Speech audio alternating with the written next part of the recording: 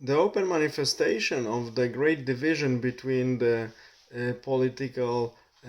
parties in Poland is the fact that today's ceremony of taking the president's office by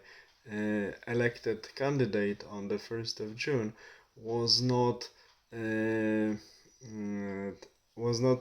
transmitted, was not broadcast by the public TV stations, which are ruled by the people from currently ruling coalition, shows profound divisions in Polish political scene between two camps, and these divisions originate from the divisions between people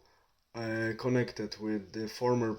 communistic system and the real, not licensed opposition. This division is still valid and still exists.